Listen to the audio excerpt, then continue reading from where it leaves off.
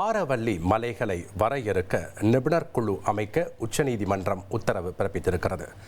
ஆரவல்லி மலைகள் வரையறுப்பது குறித்து மத்திய அரசு விளக்கம் அளிக்கவும் உச்சநீதிமன்றம் தனது உத்தரவில் தெரிவித்திருக்கிறது.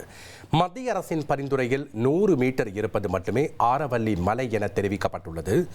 ஆரவல்லி மலைகள் தொடர்பாக மத்திய அரசின் பரிந்துரையை ஏற்ற உச்சநீதிமன்றம் பெரும்பாலான ஆரவல்லி மலைத்தொடர்கள் 100 மீட்டருக்கு குறைவாக இருப்பதால் சுரங்கப் பணிகளில் அளிக்கப்படும் அபாயம் இருப்பதாக சமூக ஆர்வலர்கள் குற்றச்சாட்டு முன்வைத்திருக்கிறார்கள். இதனை நாம் முக்கிய செய்தியாக பார்த்து வருகிறோம். விவரங்களை வழங்க இணைகிறார் செய்தியாளர் வெங்கடேசன். வணக்கம் வெங்கடேசன். இந்த வழக்கில் உச்சநீதிமன்றம் என்னென்ன அறிவுரைகள் வழங்கியிருக்கிறது, விவரங்கள் என்ன?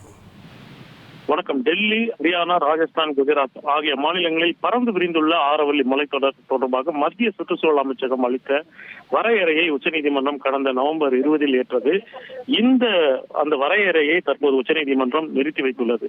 இந்த புதிய வரையறையின்படி 100 மீட்டர் உயரமுள்ள நிலப்பகுதி ஆரவல்லி குன்று என்றும், இதுபோன்ற 2 அல்லது அதற்கு மேற்பட்ட குன்றுகள் 500 மீட்டருக்குள் இருந்தால் அவை ஆரவல்லி தொடர் என்றும் புதியதாக வரையறுக்கப்பட்டது.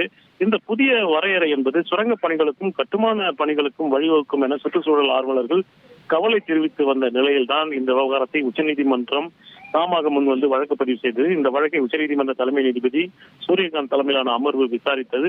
ஏற்கனவே உச்சநீதிமன்றம் ஏற்ற அந்த உத்தரவுக்கு, குறிப்பாக இந்த அறிக்கை உத்தரவுக்கு இடைக்கால தடை விதித்ததுடன் நிபுணர் குழுவை அமைக்கவும் யோசனை தெரிவித்து இந்த விவகாரத்தில் மத்திய சுற்றுச்சூழல் அமைச்சகம் டெல்லி, ஹரியானா, ராஜஸ்தான், குஜராத் ஆகிய மாநிலங்கள் பதிலளிக்க ஒரு விரிவான உத்தரவை பிறப்பித்து வழக்கை ஜனவரி 21 தள்ளி வைத்துள்ளது.